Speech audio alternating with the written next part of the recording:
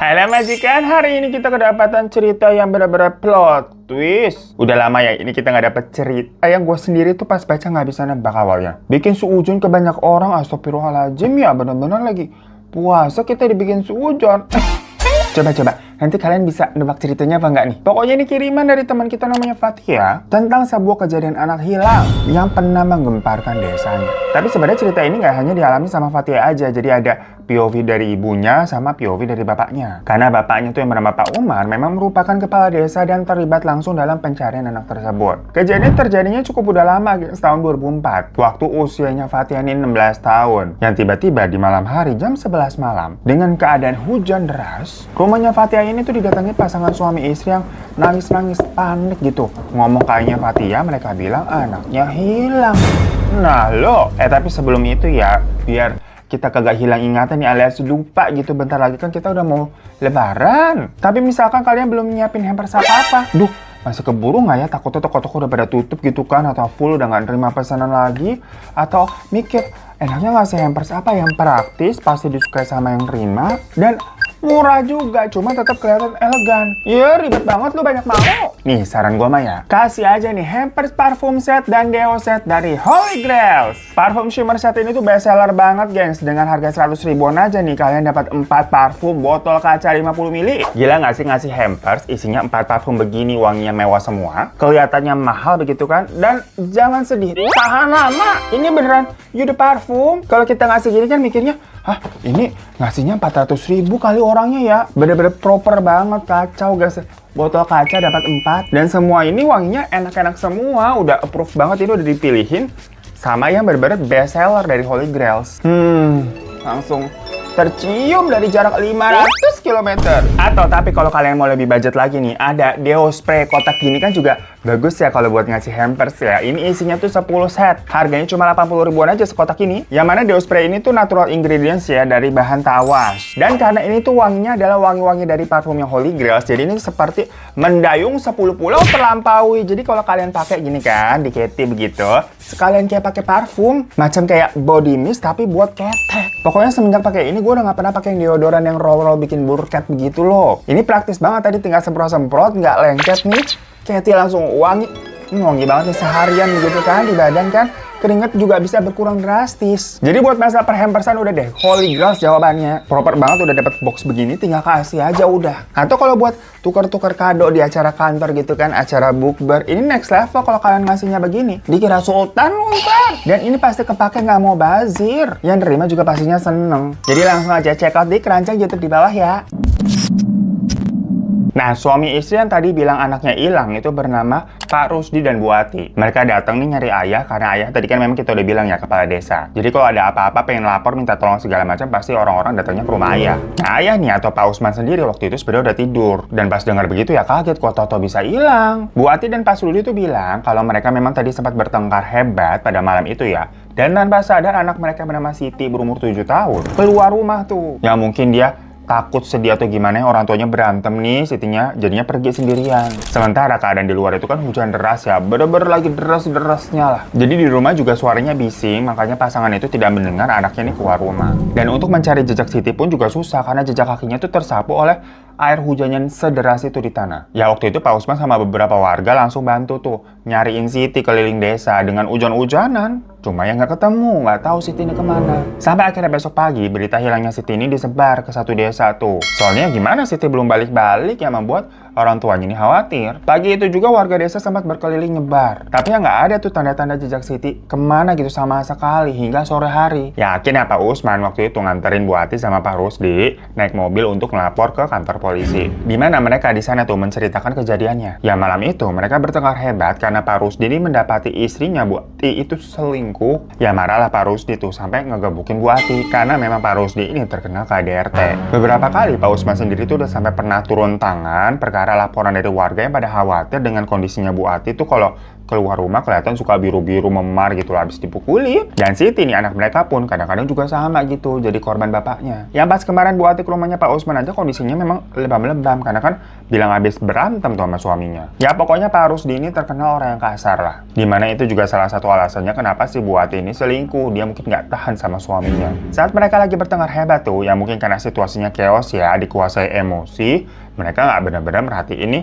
Siti lagi di mana. Cuma kalau Bu Ati sendiri sih katanya dia mendengar suara Siti menangis. Tapi di lain sisi kan ada suara hujan juga tuh yang lebat. Jadi saut-sautan tuh antara suara suaminya teriak-teriak marah-marah, suara Siti nangis, sama suara hujan yang mana konsen Bu Ati. Sampai akhirnya Bu Ati ini bermaksud untuk melarikan diri tuh dari suaminya. Dia sekalian mau ngambil Siti gitu kan, mau keluar dari rumah maksudnya. Tapi kok ternyata Siti udah nggak ada di kamarnya. Dilihat pintu depan juga kebuka. Baru dari situ mereka menyadari kalau Siti ini keluar rumah dalam keadaan hujan deras. Mereka sudah mencoba mencari tapi nggak ada clue gitu ya. Jejak Siti juga nggak kelihatan, nggak kepikiran juga Siti kira-kira kemana. Makanya mereka langsung ke rumahnya Pak Usman buat minta bantuan. Ya udah dari situ pokoknya laporan diterima ya, dan polisi bilang akan membantu untuk mencari Siti. Dari kantor polisi mereka balik lagi ke desa. Nah warga ini tahu-tahu pada bilang mereka ini menemukan ada baju anak kecil yang hanyut di sungai. Jadi kayak ada baju gambar Minnie Mouse gitu gengs. Pas lihat baju itu Bu Ati nangis kejar, dibilang iya ini katanya bajunya Siti. Ya karena temuan baju itu diduga Siti ini hanyut di sungai. Makanya selain polisi akhirnya tim SAR itu juga dikerahkan. Soalnya kan memang pada saat itu lagi musim hujan dan kondisi sungai cukup deras yang sampai meluap segala macam, bahaya memang. Yang kemungkinannya Siti ini keluar rumah, mungkin terpleset nyebur ke sungai. Makanya sebelumnya seharian dicari tuh keliling-keliling di daerah desa, masuk-masuk ke hutan yang nggak ketemu kalau keceburnya di sungai ya. Bu Ati sampai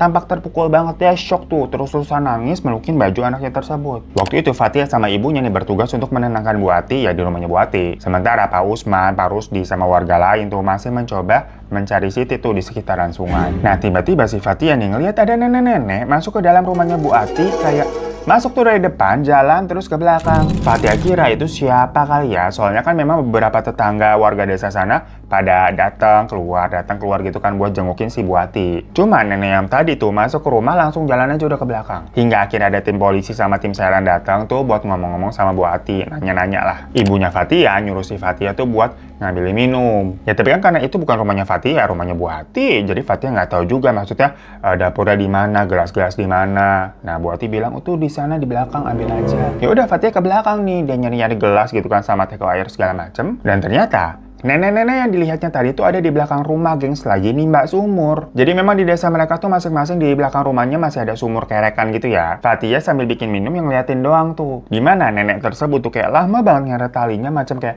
yang namanya udah sepuh gitu kan, jadi kayak pelan banget. Namun ya Fatia tidak terlalu memperdulikannya, dikira ya itu siapa kali ya, dan nganterin minuman tadi tuh ke depan. Sampai pas Fatia udah balik ke rumahnya dia sendiri nih, malamnya hujan deras lagi tuh turun. Dan kebetulan plafon rumahnya bocor. Ya sebenarnya udah biasa ya kalau memang hujan deras tuh rumahnya dia tuh suka bocor katanya. Ya waktu itu Fatia jadinya ngepel-ngepel nih air yang bocor. Ngepelnya tapi pakai pel-pelan karet yang digastruk begitu loh, dibuang ke depan rumah. Di depan tuh si Fatia ngeliat nenek yang tadi ada di rumah Bu Ati lagi berdiri di tengah-tengah hujan gengs, ngeliatin dia gitu. Jadi ngadep ke rumahnya dia. Ya Fatia kaget kan dan langsung manggil bapaknya. Tapi sewaktu Pak Usman ngecek nih ngeliat keluar, si nenek itu udah nggak ada. Nah ini kalau dari POV-nya Pak Usman ya, pas malamnya waktu tidur katanya dia tuh dimimpiin sama Siti yang menggigil kedinginan karena badannya basah semua tuh sampai rambutnya lepek, tapi ada darah di sekitarnya, jadi kayak rembes darahnya di lantai gitu gengs. Makanya besoknya nih Pak Usman sendiri ikut sama tim SAR menyusuri di sekitar sungai karena yakin kalau Siti ini kayaknya memang tenggelam. Namun kalau menurut polisi sama tim SAR, mereka nih menganalisa ya, kalau ia benar tenggelam, kenapa bajunya ini bisa sampai terlepas? Karena seharusnya kan masih terpakai aja bajunya kalau tenggelam di sungai ya misalkan. Maka dari itu ada dugaan lain kalau jangan-jangan Siti ini sebelumnya mungkin ya diculik pas dia lagi keluar rumah sendirian, terus ya dilecehkan, terus dibuka bajunya gitu kan, abis itu ditenggelamkan di sungai. Nah, mendengar dugaan seperti itu, namanya kan kita mencari petunjuk ya, berbagai opsi-opsi. Pak Rusdi ini langsung menuduh si selingkuhan istrinya itu ada yang bernama Apoy. Karena si Apoy ini memang punya catatan kriminal sebelumnya, gengs. Dia tuh pernah nabrak orang sampai meninggal dan sempat dipenjara, tapi memang udah keluar. Ya udah lama sih memang kejadiannya. Dan Apoy ini kebetulan banget pergi dari desa tuh di malam Siti menghilang. Bahkan mencurigakannya, Apoy ini sebenarnya di desa itu masih tinggal sama keluarganya. Dan keluarganya Apoy itu bilang memang si Apoy pergi perkara dia ini supir truk antar daerah, jadi ada kerjaan. Ya cuma tentunya si Pak Rusdi ini nggak langsung mempercayainya. Dia menganggap kalau keluarganya Apoy ini mungkin menutup-nutupi ya, melindungi si Apoy gitu kan.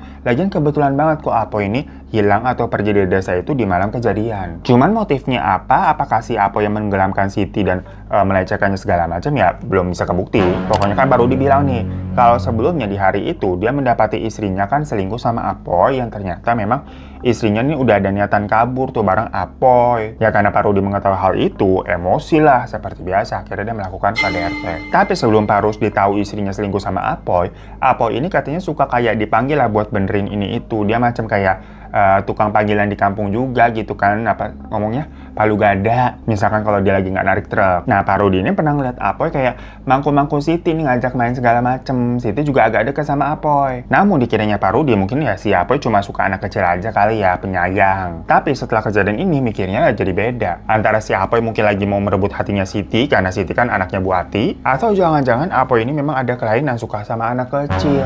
Yang jangan-jangan malam itu waktu Siti keluar rumah tuh Apoy ngeliat Siti kan sendirian, hujan-hujan gak ada orang, dibawa ke hutan, dilecehkan terus dibuang ke sungai. Ya udah dari situ akhirnya Apoy dicari juga nih sama polisi. Tapi Bu Ati sama Pak Rudi jadi berantem lagi. Karena Bu Ati bilang kalau nggak mungkin Apoy begitu. Ternyata si Bu Ati belain selingkuhannya cuy. Ya nggak mau lah Pak Rudi. Digampar tuh Bu Ati di depan banyak orang yang langsung dilerai, dipisahkan. Makanya untuk sementara waktu akhirnya Bu Ati ini ditampung di rumahnya Pak Usman dulu tuh biar tidak terjadi hal-hal yang tidak diinginkan ya. Karena si Pak Rusdi kan temperamental banget orangnya tuh. Seharian ini nggak ada temuan terbaru lagi tentang Siti. Masih nihil pokoknya. Malamnya lagi-lagi hujan turun. Pokoknya memang tiap malam waktu itu lagi hujan terus yang seminggu lebih. Nah di rumahnya Fathia, dia dengar ada suara orang nangis dari dalam kamarnya Bu Ati. Kan Bu Ati lagi ditamu di situ. Awalnya Fathia kira itu yang suara Bu Ati lagi nangis karena nyaru juga kan sama suara hujan jadi samar-samar. Tapi setelah didengar saksama, kok suaranya kayak suara anak kecil. Tahu-tahu dari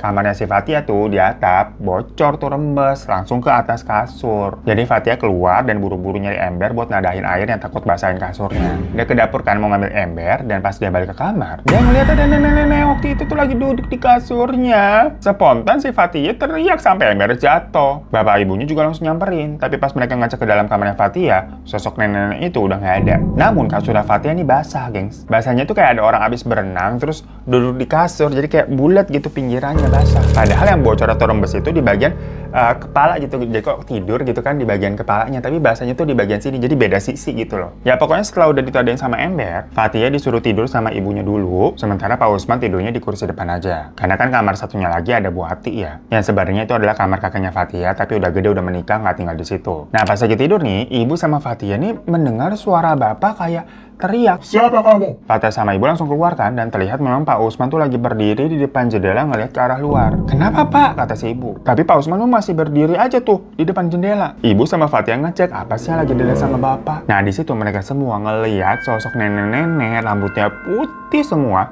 berdiri di luar rumah tuh hujan-hujanan. Persis kayak waktu dilihat si Fathia sebelumnya. Ya makanya Fathia langsung bisik-bisik kan bilang, "Itu sosok nenek-nenek yang aku lihat." Dan tahu-tahu ada air yang mengalir dari dalam rumah. Yang pas diperhatikan sumbernya dari celah pintu kamarnya Tante Ati. Jadi kayak luber gitu guys, dari dalam kamarnya Tante Ati keluar gitu kan. Sama bapak pintunya langsung dibuka. Dan bener aja di dalam kamar tuh air udah becek gengs, kayak air dari ember tumpah gitu loh. Jadi lantainya basah. Dan Tante Ati terbangun tuh waktu tadi Pak Usman buka pintu. Dia pun heran kok lantainya toto basah. Yang ternyata memang ada bocor tuh di sudut plafon, lumayan deras bocornya. Ya mereka semua langsung pada malam-malam nih ngepel gitu kan, ada nandain ember, kayak gosok-gosok segala macem. Namun sosok nenek tadi tuh udah hilang karena kedistraksi waktu lagi pada buka kamarnya Bu Ati. Pas lagi sibuk bersih nih semuanya, tahu-tahu Bu Ati teriak, "Siti!" Ya waktu itu ibunya Fathia juga katanya ngelihat ada Siti memangnya berdiri di luar rumah hujan-hujanan kayak nenek-nenek tadi, tapi sekarang Siti. Pokoknya Bu Ati pas lihat itu langsung keluar. Tapi Sitinya juga lari menjauh, jadi mereka kayak kejar-kejaran. Nah ibunya Fathia bilang ke bapak kan. Ya akhirnya Pak Usman ngejar Bu Ati juga. Tapi sewaktu Pak Usman keluar tuh, dia bilang kayak, kasih tahu warga gitu. Fathia nggak ngeliat kejadiannya kayak gimana ya, nanya ke ibunya kayak, "Bener tadi ibu lihat Siti?" "Iya bener ada Siti," kata si ibunya kan. Dan karena karena tadi Pak Usman nyuruh ngasih tahu warga, jadinya ibunya keluar tuh pakai payung ke rumah-rumah warga. Fathia tuh di rumah sendirian tuh mendadak ketakutan. Biasanya mah dia sebenarnya nggak pernah ketakutan sebelum-sebelumnya. Ya perkara beberapa hari dia sempat ngeliat penampakan nenek-nenek. Si Fathia ngelanjutin ngepel lantai kan. Pas dia ngeliat ke kamar Tante Ati, kok lantainya basah lagi, padahal tuh udah dipel. Tatasan rembesannya juga udah ditadain ember. Nah pas dilihat nih sumber airnya dari mana ya? Dari bawah tempat tidur. Ya sewaktu Fathia nengok ke kolong tempat tidur tuh, dia ngeliat ada Siti menggigil tuh kedinginan di kolong tempat tidur. Kulitnya pucat banget dan terlihat ada urat-urat biru di sekitar seluruh kulitnya. Astagfirullah Siti gitu kan. Si Fathia langsung refleks ngulungin tangannya mau ngambil si Siti, maksudnya megang tangannya si Siti. Dan Siti juga langsung balas itu megang tangannya Fathia. Di situ kerasa katanya tangannya Siti dingin banget, Van. Kayak megang balok es rasanya. Dan seketika tangannya Fathia kerasa kayak ditarik kenceng banget ke dalam kolong tempat tidur. Ya Fathia langsung jorot, langsung ngelepas tangannya, refleks ya. Dia sampai kayak jatuh tuh duduk di lantai gitu. Kebetulan ibunya Toto datang. Fathia langsung bilang kan, itu ada Siti di bawah kolong. Ya ibu bingkek, mana mungkin. Tapi kan Fathia tadi bener-bener lihat, tapi megang tadi, iya bener ada di bawah kolong. Nah Fathia sama ibunya tuh ngelongok ke bawah tuh dua-duanya, pengen jongkok gitu kan, kepalanya ngeliat ke dalam kolong, tapi nggak ada apa-apaan, gelap di situ. Siti nggak di situ, kata si ibunya tuh, tapi didengar sama Fathia kok kayak suaranya beda, kayak bukan suara ibunya. Pas dia nengok ke sebelahnya, ternyata di sampingnya itu memang bukan ibunya, tapi sosok si nenek-nenek itu, gengs. Fathia langsung ngibrit tuh keluar rumah dan baru bertemu dengan ibunya yang asli tuh, yang lagi di luar, lagi ngumpulin tetangga. Jadi tadi yang dilihat tuh jelmaan dari sosok nenek itu. Ya Fathia yang hujan-hujanan basah lari-lari nggak pakai payung langsung ditanyakan, kenapa kamu? Fathia ngomong itu kalau sosok nenek tadi tuh muncul di dalam rumah. Nah malam itu warga langsung pada nyusulin Pak Usman buat ngejar Bu Ati. Dan akhirnya Bu Ati ketangkap, maksudnya ditenangkan tuh. Ya masalahnya selain Bu Ati, ibunya Fathia ini kan tadi juga sempat lihat Siti katanya memang lagi hujan-hujanan basah berdiri. Tapi di lain sisi si Fathia juga ngeliat Siti tuh di bawah kolong. Nah akhirnya disimpulkan kalau itu ya bukan Siti beneran, alias mungkin rohnya atau jin yang menyerupai Siti. Dengan kata lain memang diperkirakan Siti ini memang sudah meninggal, tapi nggak tahu nih jasadnya di mana. Dan sosok penampakan nenek-nenek misterius itu tuh yang berkali-kali muncul, warga akhirnya mengkait-kaitkan dengan sosok penunggu hutan. Jangan-jangan Siti diambil sama sosok itu. Secara bajunya Siti kan ditemuin di sungai dekat hutan, yang memang menurut warga hutan itu tuh katanya banyak penunggunya lah menurut kepercayaan sana. Akhirnya Pak Rusdi ini manggil orang pintar dari luar desa, ada namanya Mbah Joko. Katanya si Mbah Joko ini sih bisa membantu menemukan Siti kalau benar dia diambil sama sosok tak kasat mata. Ya udah akhirnya sementara polisi berat ini lagi mencari Apoy, terus tim SAR melakukan pencarian di sekitar sungai juga, Pak Rusdi mencoba mencari dengan metode gaib. Fathia sendiri nggak begitu tahu ya ritual atau metode apa yang dilakukan sama Pak Rusdi karena dia nggak ikut ngeliat. Cuma kalau dari cerita bapaknya nih atau Pak Usman, Mbah Joko itu tuh melakukan ritual di dalam hutan yang dekat sungai itu dan katanya mendapatkan penerawangan. Iya bener nih, Siti diambil sama sosok penunggu hutan ini. Ya pokoknya warga sempat geger lah dan langsung kayak melarang anak-anak mereka nih buat keluar menjelang maghrib pada ketakutan. Ya pokoknya dibilang Siti ini telah masuk ke dalam dunia gaib dan susah untuk ditarik kembali. Itu pula alasannya katanya Mbak Joko nih kenapa bajunya Siti yang ada gambar Minnie Mouse tadi tuh yang ditemukan itu hanyut di sungai. Karena seseorang saat masuk ke dunia gaib, benda-benda yang dipakainya di dunia itu akan lepas. Jadi macam kayak telenje gitu maksudnya ya, masuk ke dalam dunia gaib. Ya meskipun banyak warga yang percaya, tapi nggak dengan polisi sama tim SAR dong. Masa iya mereka mendengarkan alasan seperti itu? Jadilah itu semacam hal yang bertolak belakang. Namun di satu sisi, Pak Rusdi ini udah kayak lemas gitu ya, udah sedih mungkin pasrah. Ya soalnya dia disuruh mengikhlaskan sama si Mbak Joko itu. Bu Ati juga cuma bisa nangis-nangis aja tuh mendengar hal tersebut. Dimana sebenarnya dia tidak mau menganggap anaknya sudah mati. Ya kalau dari sudut pandangnya Fathia sendiri, karena ya jujur gimana pun juga dia agak percaya nih mungkin Siti diambil sama sosok penunggu hutan sana. Secara dia benar-benar ngeliat ada penampakan Siti dan sosok nenek itu tuh yang dikatakan penunggu hutan. Yang membuat si Fatima juga jadi sering ketakutan nih kalau misalkan dia lagi sendirian di rumah. Nah besoknya lagi nih Fathia dimintain tolong untuk ngambilin baju-bajunya Bu Ati di rumahnya Bu Ati. Karena kan masih banyak baju-bajunya Bu Ati yang belum diambilin ya, semenjak si Bu Ati nih numpang di rumahnya si Fathia. Ya Bu Ati nggak mau ngambil sendiri karena dia nggak mau ketemu sama Pak Rusdi tuh yang menganggap Siti ini hilang karena suaminya itu. Pokoknya lagi main salah-salahan lah perkara cekcok di malam kejadian. Ya udah Fathia ke rumahnya Bu Ati tuh yang ternyata Pak Rusdi lagi nggak ada di rumah juga. Mungkin ya lagi berkutat bareng tim SAR segala macam nyari jasadnya Siti, masih tetap berusaha. Karena ini situasinya siang-siang, jadi Fathia tidak begitu takut. Rumahnya terang juga. Ya udah dia buka lemari gitu kan, masukin baju-baju ke dalam tas yang sekiranya bisa buat baju sehari-hari lah, kaos-kaos segala macam. Tahu-tahu kok tas ada air netes dari atas gitu. Yang padahal itu siang-siang nggak hujan loh. Yang waktu Fathia nengok ke atas, ternyata ada Siti di atas lemari dengan kondisi basah kuyup jongkok, gengs. Ngedemprok tuh di atas lemari. Kali ini benar-benar jelas banget kelihatannya di atasnya persis hadap-hadapan. Seluruh badannya Siti basah, kulitnya pucat, ada urat-urat kebiruan gitu. Dan Siti memakai baju warna kuning dengan motif bunga matahari. Jadi cukup kontras dengan kulit yang pucat ya. Fatia gemeteran tuh di situ. Dia mematung sejenak gitu kan, tatap-tatapan sama Siti. Dan perlahan kayak Fatia mundur pelan-pelan nih sambil tetap matanya ngeliatin Siti. Soalnya Siti diem aja gitu kan, jongkok di atas lemari dengan muka yang kayak menggigil kedinginan. Sampai Fatia mundur terus gitu kan. Dan dia melihat di sebelahnya dia nih ada foto tuh dipajang di dinding. Dimana itu adalah foto pernikahannya Bu Ati sama Pak Rusdi dengan keluarga besarnya. Dan di antara keluarga yang lagi berjejer berdiri itu di foto tersebut ada sosok nenek-nenek yang selalu dilihat sama si Fatia. Ya dia kaget dong. Ini bukan nenek-nenek yang sering aku lihat. Tapi dari pantulan kaca bingkai fotonya, tiba-tiba memang terlihat ada sosok nenek itu yang muncul di belakangnya Fatia. Jadi kayak kelihatan gitu loh. Bingkai foto kan ada kacanya, jadi kayak ada pantulannya. Ya Fatia langsung lari keluar buru-buru balik ke rumahnya. Jantungnya masih deg-degan tuh.